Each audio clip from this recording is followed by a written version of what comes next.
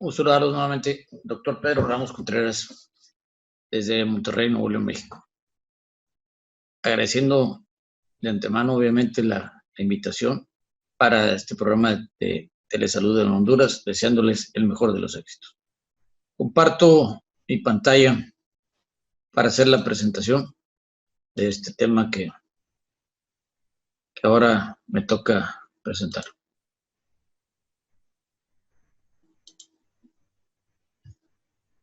Como hemos referido anteriormente, este tema lo desarrollo ahora en el mes de septiembre 2020 y agradeciendo nuevamente a Comsalud, Facultad de Ciencias Médicas de Honduras, a la Unión Europea, obviamente a Telesan por su confianza y su invitación a este gran proyecto, y los felicito nuevamente.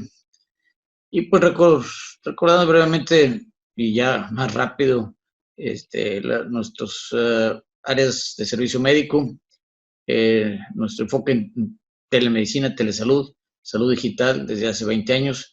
Y hemos tenido algunas incursiones en diferentes áreas de publicaciones que mostraré brevemente. Entonces, reitero, estamos ubicados en Monterrey, muy cercanos a Estados Unidos. Hay 3 ciudades relevantes en nuestro país, que es México, Guadalajara, Monterrey.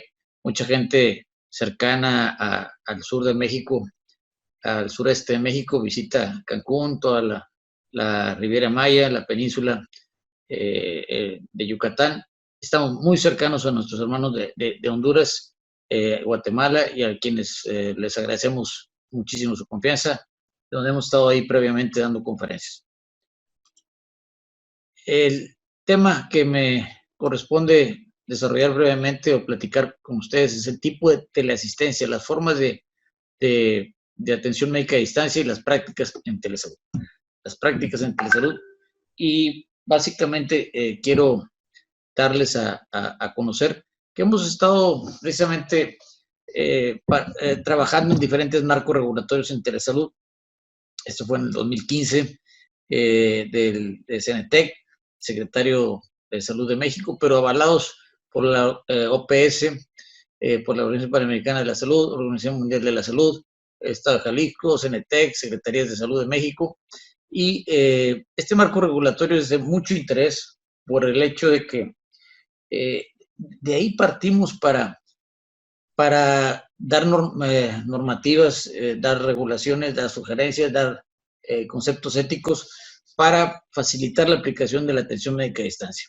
Y en base a esto, son las sugerencias que a continuación les presentaré, para que en la medida de lo que sea de su utilidad, puedan aplicarse, tropicalizarse o homologarse de acuerdo a cada situación particular en cada país. Hemos hecho algunas incursiones en otras áreas también de la atención médica, pero hemos recibido en nuestro hospital, donde hemos realizado telemedicina y telesalud, certificado de mejores prácticas en telesalud por todos los ministerios de salud de aquí de Latinoamérica, y en todos los ministerios, y también por la OPS, la CEPAL, Banco Interamericano, ATALAC, que es una parte de ATA, American Telemedicine Association. Perdón. Y hemos estado también trabajando en el Journal de Telemedicine and Telecare de Estados Unidos, los cuales es un journal bastante prestigioso. Estamos muy contentos de formar parte del consejo editorial, dado que hay gente de Australia, de Estados Unidos, de Noruega, de Italia, y solo estamos 2 latinos en esta revista. Está la doctora Giselle Ricur de Argentina, y estamos aquí nosotros de Monterrey, México. El Journal de Telemedicine and Telecare. Pero participamos en una serie de programas de capacitaciones, de normativas, y es de nuestro gran interés el poderles compartir las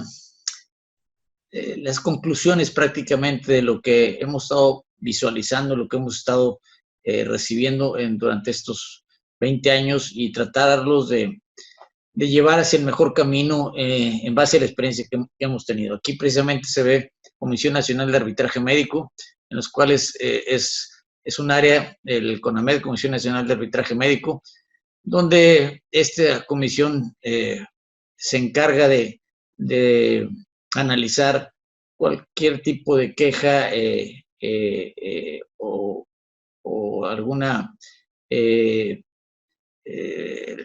situación que el paciente no se haya sentido de una manera, atendido de una manera satisfactoria en cuanto a la forma y al fondo de la atención. Y por eso en este tipo de capacitaciones hemos participado diferentes gentes como el doctor y expertos muy importantes como el doctor Javier Carnicero de España, Adrián Pacheco de CENETEC. Nosotros estamos ahí participando y nos ha dado mucho gusto compartir experiencias para que el menor número de casos lleguen a requerirse de presentarse en la Comisión Nacional de Arbitraje Médico.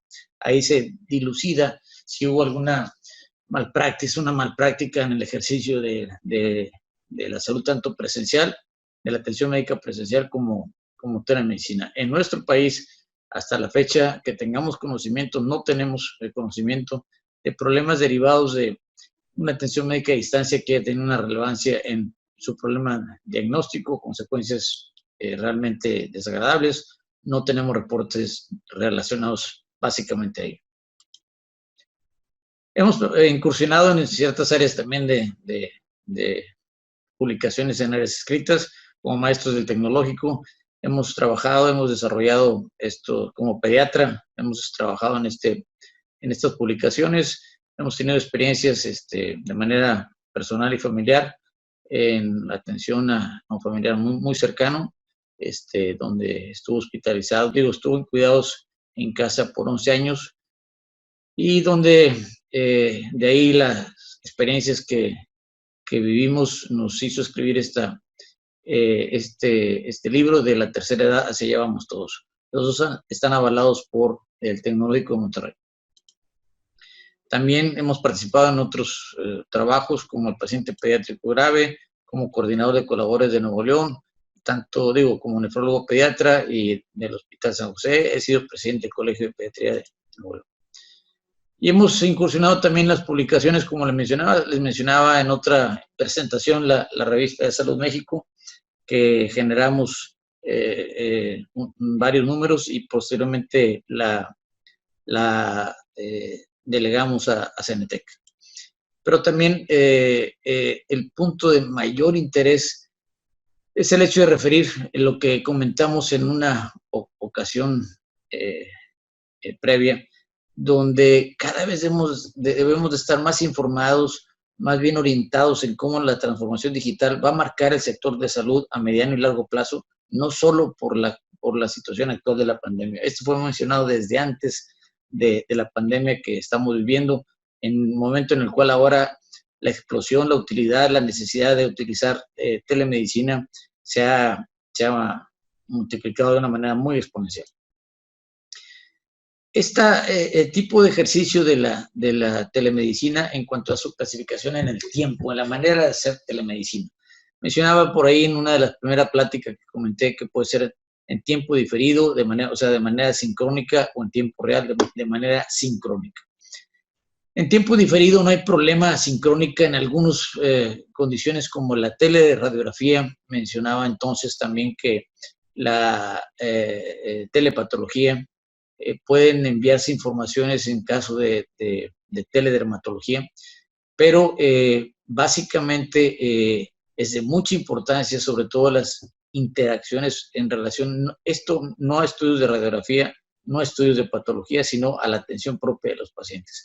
Y nosotros manejamos aquí sobre todo en tiempo real, que sea de manera sincrónica, videoconferencia o aplicación interactiva. Son las mejores formas, pero aún así vamos a dar las variables que pueden ocurrir en tiempo real.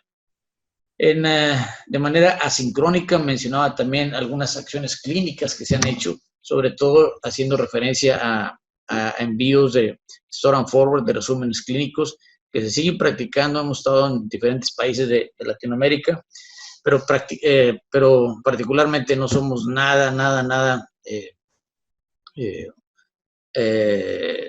consecuentes ni ni orientados a que se realice este tipo de atención médica en Store and Forward, enviando resúmenes clínicos, sin tener la revisión del paciente y mucho menos sin poder tener una plática con el médico que lo ha estado atendiendo este caso. Dentro de las atenciones médicas a distancia, ya he comentado previamente lo que es telemedicina, y luego que telesalud engloba telemedicina, porque telesalud son las acciones médicas y otras no médicas, como la teleeducación, eso engloba telesalud, y salud digital engloba prácticamente todas. En la atención médica a distancia, de acuerdo a la gráfica previa que mencionaba, hay asincrónicas y sincrónicas. Y mencionaba que dentro de las sincrónicas, que es las preferentes para la atención clínica de los pacientes, hay varias modalidades en las cuales se requiere una intermediación de otro médico y en algunas ocasiones no se requiere una intermediación de otro médico. Sin detallar mucho, pero ahorita quiero mencionarles lo que comentaba previamente. Telepatología y teleradiología pueden ser asincrónicas. Enviar unas imágenes con un diagnóstico, enviar unos reportes patológicos con un diagnóstico, perdón, en teledermatología, enviar signos o síntomas clínicos sin necesidad de un médico intermediario, puede estar solo el paciente en ese caso, pero en telepediatría de preferencia siempre es de gran necesidad que esté de preferencia no solo el familiar, sino un médico intermediario, y de ahí es que comentaré las variables de atención médica a distancia en este caso. La telemedicina, la satisfacción de telemedicina cada vez es mucho mayor. Hay algunos estudios, este no es súper reciente, pero ya hay cada vez más información acerca de muchísimos casos consultados, y se revela que el 98% de esta población recomienda la salud digital, y que el 76% prefiere tener acceso al cuidado de su salud en todo momento que la necesidad de tener una interacción en persona con el médico. Dentro de todas las variables, la telepediatría, que es la acción de la telemedicina en casos particulares en pediatría, y por la angustia y la frecuencia de enfermedades en muchos niños, ha llevado que el requerimiento a todas horas del pediatra haya fomentado el empleo de las tecnologías en salud para la atención de cualquier duda, de que las madres a diferentes horas tengan preguntas, tengan dudas, sobre todo si es un primer niño, si es un primer hijo, para resolver cualquier cuestionamiento acerca de un potencial cuadro clínico desfavorable. Y por eso hay muchas solicitudes de consultas y atención médica que se han desarrollado a partir de la pediatría. Pero aquí vemos cómo en ocasiones tenemos a la mamá y comentando el caso con una doctora, y hemos tenido varios comentarios en relación a esto. En pediatría en particular, la efectividad de telemedicina en estos casos es importante. Aproximadamente el 85% de las consultas generales de pediatría pueden ser resueltas por telemedicina, y 93% de los casos atendidos mencionaron que escogerían un centro médico y educativo que tenga telemedicina, que tenga la posibilidad, sobre todo estamos hablando de casos en Estados Unidos en particular, que sean centros educativos que cuenten con área de enfermería, con área de atención médica, con el recurso de apoyarse con instalaciones médicas o médicos que estén a disposición para evaluación de los niños en la propia unidad escolar. Y en estos casos en particular, hablando de niños, la telemedicina reduce ausencias de enfermedades que a veces se presentan en los niños. Aquí se habla de las ventajas de ofrecer telemedicina en cuanto a que se evita el ausentismo escolar, y que los padres, el 91% de los padres pudieron permanecer en el trabajo gracias a las teleconsultas. Y el 93% indicaron que si no hubieran atendido el problema por telemedicina, hubieran tenido que acudir a una sala de emergencias. Y todo se resuelve a distancia.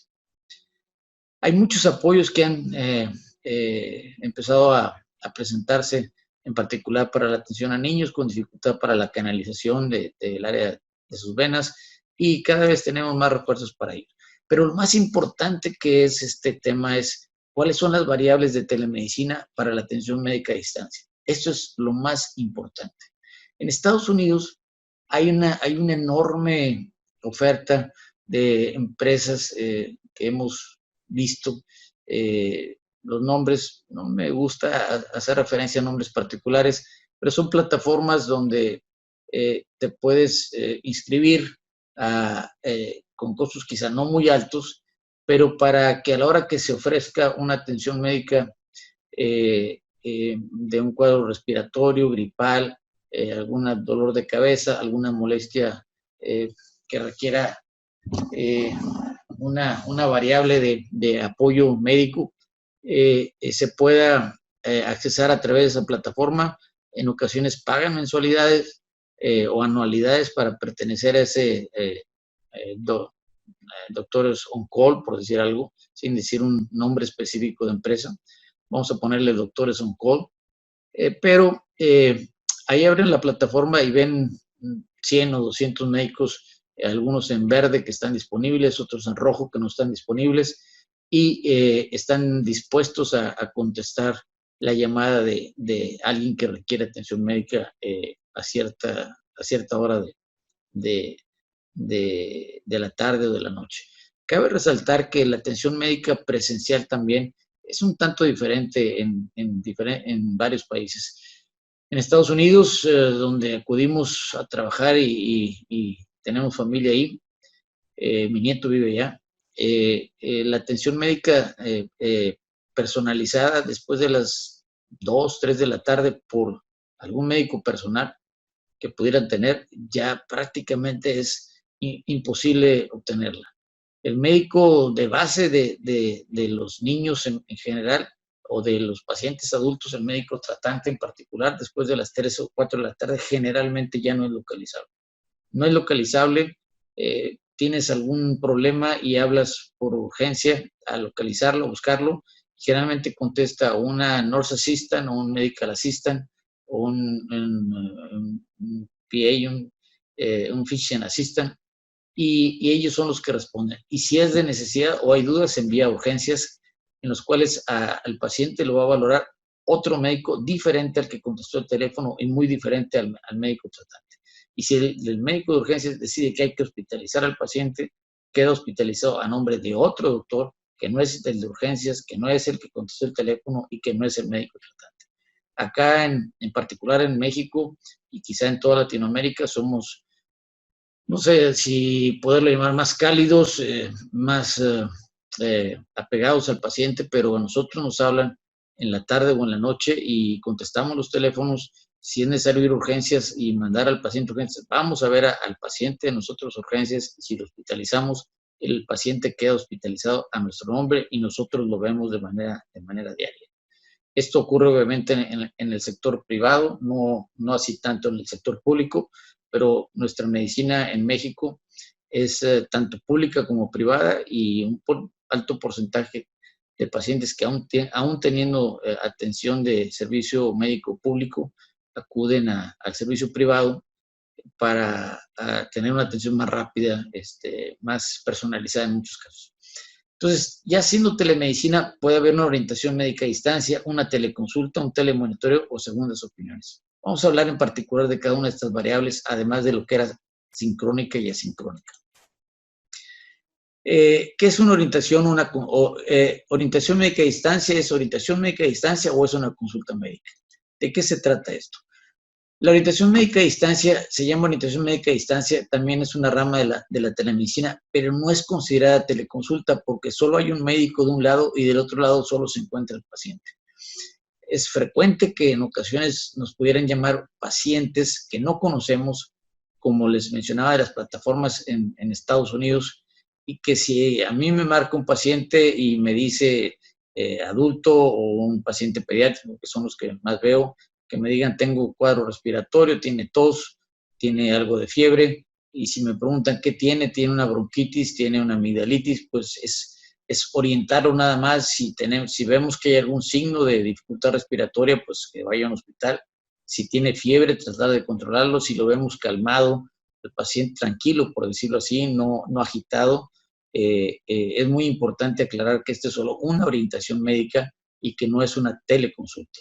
El paciente debe también entenderlo, que en base a la pobreza de datos clínicos que podemos obtener, sobre todo un paciente desconocido, no podemos llamarla que es realmente una teleconsulta. Hay variables en este caso que hablamos de que solo hay un médico de un lado y del otro lado solo se encuentra el paciente. En los casos, por ejemplo, de psiquiatría, en Estados Unidos es una de las áreas en las plataformas donde hay más éxito en la solicitud de pacientes de médicos de psiquiatría. El psiquiatra no requiere a un médico de apoyo para la consulta. Entonces, cuando es el paciente y el doctor en el otro lado, pero están hablando de un problema psiquiátrico, ahí sí es una teleconsulta, porque el psiquiatra no requiere un médico intermediario para oír a ese paciente. Y los psiquiatras, la telepsiquiatría, están disponibles 24/7 porque muchos pacientes prefieren, en casos de crisis de ansiedad, una crisis psicótica o una crisis de depresión, llamar al médico el 24/7, el psiquiatra les cobra bastante bien a diferentes horas y a horas normales cobra, según esto, bastante bien. Pero además, el paciente tiene a su médico a disposición el 24/7, no tiene que trasladarse y está a disposición del médico para poder recibir la atención que sea favorable. Existe un muy buen proceso en Estados Unidos acerca de la receta para el paciente y el convenio que tienen con diferentes cadenas de farmacias. Entonces el médico puede generar la receta y ser surtida por el paciente directamente en la farmacia sin necesariamente tener que presentar un documento acerca de la receta presentada por el psiquiatra. Y por eso me refiero que hay ciertas condiciones en las cuales la orientación médica se le llama orientación médica cuando no hay médico más que en un solo lado, el que está dando la atención. Si tenemos un paciente dando signos y síntomas y no lo conocemos, es difícil y hay más riesgo de tener errores diagnósticos. Por eso se llama orientar al paciente acerca de lo que debe de hacer. En esta orientación es importante mencionar que existe riesgo de tener errores diagnósticos en la orientación y por lo mismo de tratamiento, errores de tratamiento, por eso ahí viene su nombre, su nominación. Y por eso les mencionaba que las reuniones que hemos tenido de normatividad nos da gusto ir teniendo experiencia con los años para poder llegar a estas definiciones. Como prevención en algunos lugares, como en Estados Unidos, que se atreven a dar orientación médica a distancia y piensan que existe mayor riesgo que el no dejar un antibiótico a un paciente con fiebre leve o moderada, se ha visto que el número y el porcentaje de casos que reciben antibiótico por tratados a distancia, el porcentaje de casos que reciben antibióticos es mucho más alto que de manera presencial. Y se da el tratamiento como una manera de prevención, una manera de asegurarse, del médico ante la posibilidad de un proceso infeccioso que se pueda estar escapando ante la pobre exploración clínica que está dando del paciente. Pero en este caso de orientación médica a distancia podemos encontrar usos, abusos, riesgos y beneficios. Esta es una orientación médica a distancia donde está el padre con su niño dándole información a la doctora sin conocerlo realmente y bueno, da una información genérica acerca de qué se puede hacer en este caso. Obviamente tenemos la capacidad mínima que después de haber estado muchos años en hospitales, estando en guardias, en la carrera de medicina, en las residencias, pues es de esperar el poder detectar y conocer cuándo un caso es realmente grave o cuando no lo es, cuando debe de irse a un lugar o cuando puede permanecer por algunas horas más en casa sin problemas de riesgo para el seguimiento del problema. Pero ¿qué es lo que pasa cuando la gente tiene acceso a los teléfonos, a los mensajes, al WhatsApp, a los iMessage? En muchas ocasiones, por cuadros muy, muy banales, por preguntas demasiado no urgentes, empezamos a recibir exceso de mensajes solicitando diagnósticos y tratamientos con 2, 3 estornudos, sin fiebre, sin dificultad respiratoria, solo porque he estornudado, una evacuación disminuida de consistencia, preguntas por eventos nada urgentes, envío de mensajes a toda hora y sin límites. Estos son los abusos que podemos encontrar en la orientación médica a distancia. Mensajes para apoyos diagnósticos a gente que no es paciente de nosotros, y en ocasiones se considera que, pues, sobre todo en situaciones actuales, mucha gente dice, bueno, pues prefiero que me resuelvan el problema por mensaje y no tener que trasladarme, y también no tendría que pagar esa atención médica o esa orientación médica. Abusos como algunos que hemos recibido, mensajes a las 7 de la mañana, el niño amaneció con un ojo pegado, con muchas legañas, debería ser todo muy frecuente, estornudos, y se me figura un poco calentito, ni decir si hay fiebre o no hay fiebre. Si le doy claritine, y cuánto le doy de cataflán. Y comenta, además, de una manera graciosa, por no decirlo de otra forma, anotan en el mismo mensaje, y de pasada para mí también, ¿qué me puedo tomar? Tengo un poco de moco y estornudos, este es el paciente pediátrico, esta es la mamá, y quizá toda la familia quiera atención médica a distancia, una orientación médica a distancia. Por eso esto ha llevado a que muchos compañeros pongan en sus teléfonos, no consulto por ninguna de las redes, ni por WhatsApp, ni por Messenger, ni por Twitter, ni por Facebook, porque lo consideran que es difícil, además, en cierta manera abusivo, y no se puede permitir un buen diagnóstico, y el riesgo es mayor en cuanto a la posibilidad de error diagnóstico. Nosotros consideramos que pudiera hacerse una orientación médica a distancia en usos más o menos específicos, cuando se ha enfocado básicamente a lo siguiente: que los pacientes ya sean conocidos, que sean de amplia frecuencia en la consulta y que estén imposibilitados para movilizarse. Si es un paciente que ya es conocido de nosotros, la familia es conocida de nosotros, son asiduos visitantes a nuestra oficina, pues los conocemos bien y sabemos las manifestaciones que tienen y los cuadros que pueden ser severos o no severos. Pacientes conocidos, pero que se encuentran de vacaciones fuera de la ciudad, que tengan alguna eventualidad, también podemos atenderlos. Pacientes con una situación delicada, para solución urgente o apoyo inmediato para un triage y decidir si deben o no trasladarse a urgencias. Estos sí son los usos que podemos darle a una orientación médica a distancia de pacientes que no tienen otro médico del otro lado, pero que son pacientes ya conocidos por nosotros. Y este es un ejemplo de un paciente que lo conocemos y que nos manda esta imagen, pues indudablemente es una faringomielitis purulenta, severamente purulenta, con esta imagen que nos envió. Dimos el tratamiento y a los 2 días ya teníamos esta agradable respuesta y el cuadro febril habría seguido. Tenemos indudablemente imágenes donde no necesitamos un médico intermediario para saber que aquí hay una luxación del tobillo y que debe estar en reposo, que podemos valorar, que quizá tomar una radiografía, o ya veríamos la evolución, pero un analgésico no requiere cosas quirúrgicas inmediatas. Es un cuadro de conjuntivitis. Tenemos llamadas para que nos preguntan, bueno, tuvo esta lesión, requiere sutura, requiere vigilancia, el aseo nada más, algún medicamento tópico, pero no es meritorio de procedimientos quirúrgicos ni de cirugías reconstructivas. Cuando el paciente en ocasiones está fuera de la ciudad y es una eventualidad, hemos presentado en ocasiones estos cuadros de un paciente de nosotros que estaba fuera de la ciudad, que de repente los papás dijeron, no encontramos el arete de la señora, y estaban muy ansiosos ante la posibilidad de que el niño pues lo hubiera tirado, se lo hubiera comido, y le comenté al paciente, pues mira, ¿sabes qué?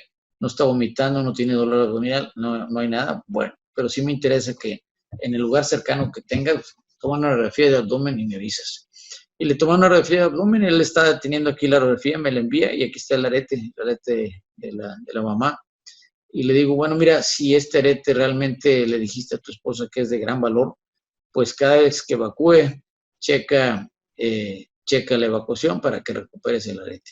En este nivel, obviamente ya pasó estómago, ya pasó las áreas más estrechas y lo va a eliminar.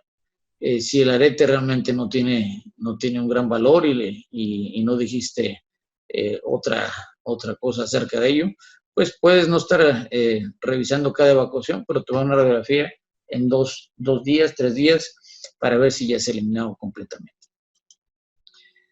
¿Qué es la teleconsulta? Esta ya es teleconsulta, no es orientación médica a distancia. La orientación médica a distancia, como referimos, es que haya el paciente solo de un lado y el médico del otro lado. No hay dos médicos en ambos sitios.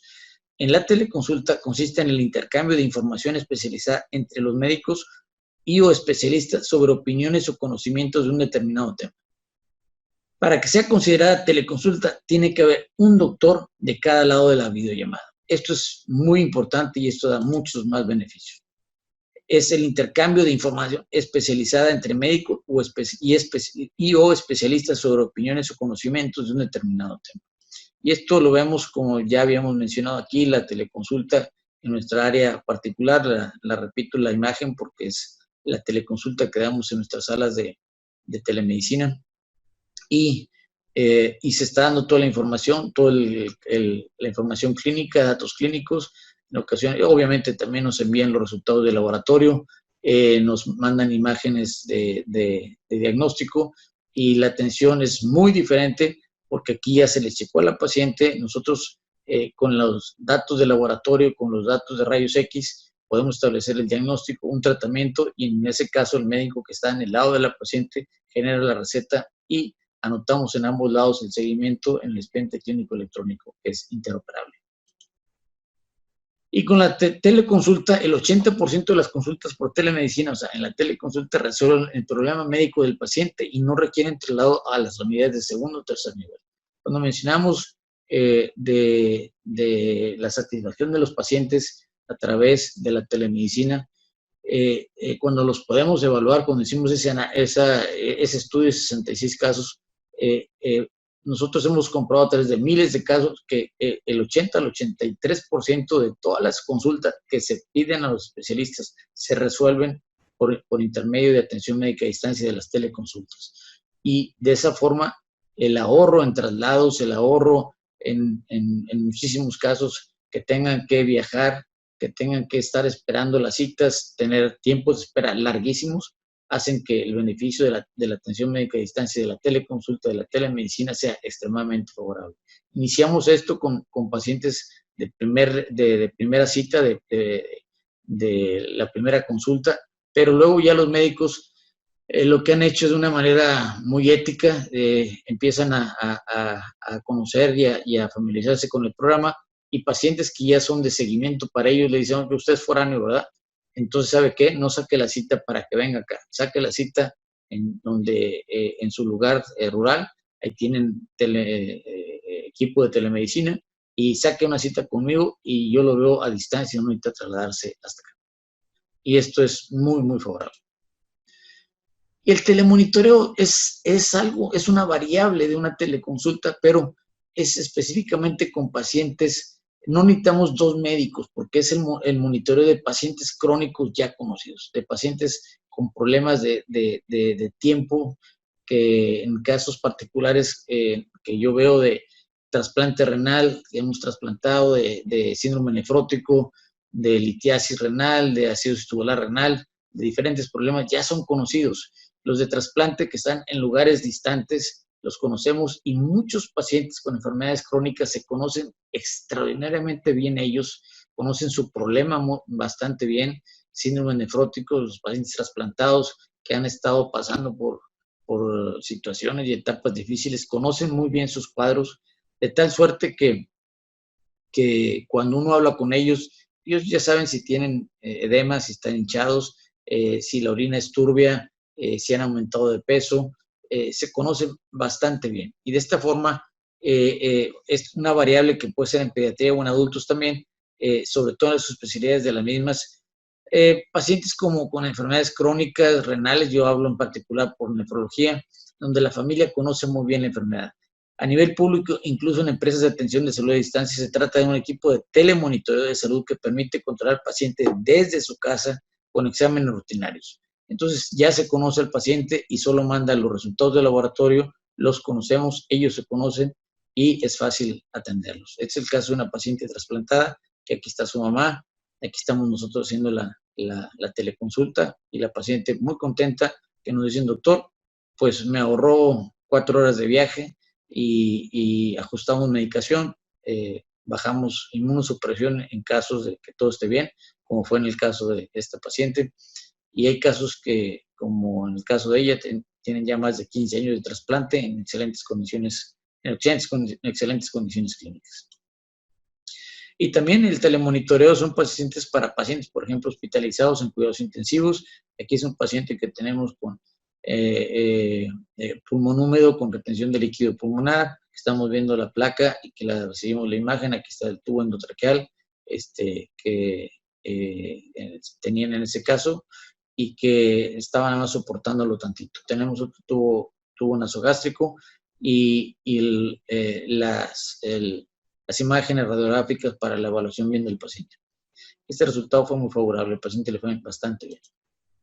También hacemos un telemonitoreo para diferentes procedimientos. Es un paciente que tenía una lesión severa en motocicleta. En los motociclistas hay 2 tipos de motociclistas, los que ya se cayeron y los que se van a caer. Y ahí a este paciente le sugerían un colgajo, nosotros sugerimos que no era necesario un colgajo, ya lo habían maltratado demasiado, y procedimos a hacer un injerto de piel, y aquí lo checamos, después fue a urgencias, y nos mandaron la fotografía de cómo seguía el paciente con el injerto en excelentes condiciones generales. Ya las segundas opiniones es cuando casos especializados, un médico de manera específica se solicita a algunos especialistas o a un especialista muy calificado, se les solicita su impresión diagnóstica, las sugerencias clínicas, las sugerencias de tratamiento por dificultades diagnósticas en problemas de salud pública o dudas diagnósticas en casos particulares. Esto lo hemos trabajado bastante bien. En este caso aquí vemos, era particularmente en Costa Rica.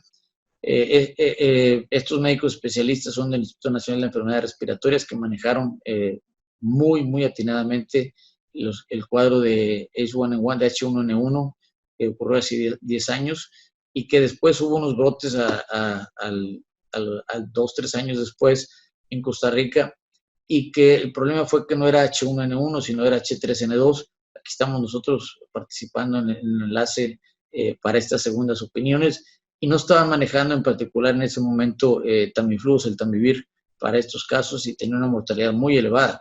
Tuvimos la oportunidad de que el Instituto Nacional de Enfermedades Respiratorias, el INER, estableció una donación, y aquí, como aquí lo maneja el Hospital San Carlos de Costa Rica, con cariño para el personal del INER, por su valiosa colaboración en el evento recién pasado de H1N1 que afectó a nuestro país en diciembre, y esto nos lo enviaron en enero del 2016. Y la telemedicina se utiliza también como variables de telemonitoreo, de orientación médica a distancia, de teleconsulta, la telemedicina para atención de urgencias sanitarias y desastres naturales.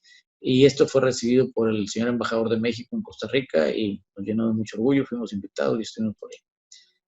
Y aquí estamos discutiendo casos de trasplante renal de una manera importante y generalizada. Y la aplicación de la telemedicina, pues son múltiples, todas esas acciones de orientación médica a distancia, de teleconsulta, de telemonitoreo, de segundas opiniones, pues van abarcando a todas las áreas donde se puede aplicar en pediatría, cardiología, psicología, neurología, oftalmología, otorrino, en muchas áreas con diferentes equipos médicos, en áreas ya particulares, áreas rurales, en áreas militares, en teleminería, en sistemas escolares, las unidades médicas móviles, en los home cares, en donde precisamente en esta época de coronavirus ha habido una mortalidad elevada y tiene que haber un test muy importante para evitar más contagios en esas unidades. Y tenemos en lugares remotos unas variables de atención como estas unidades médicas móviles que mencionaba, que tienen atención satelital, que es muy difícil tener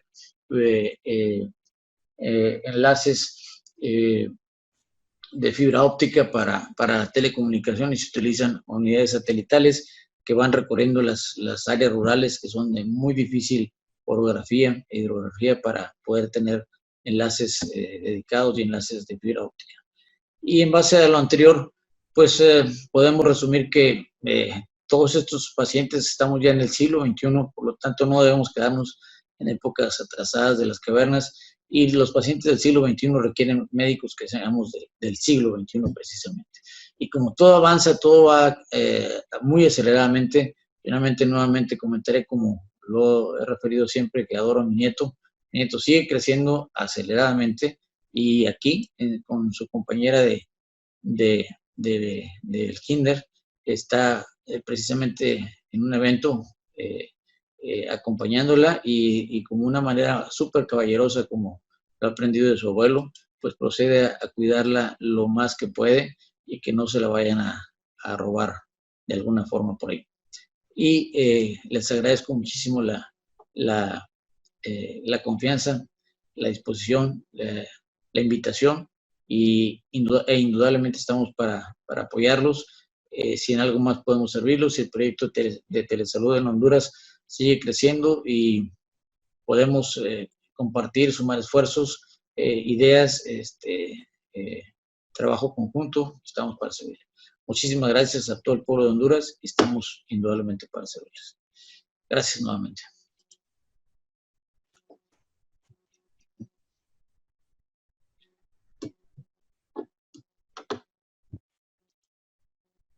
Y si hay algún punto más que podamos, que se quiera discutir, que se quiera trabajar, pues con todísimo gusto lo podemos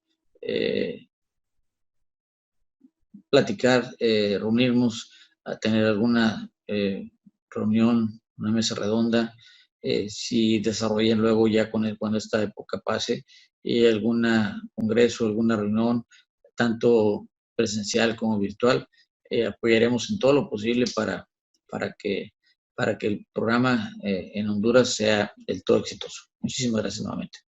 Hasta luego.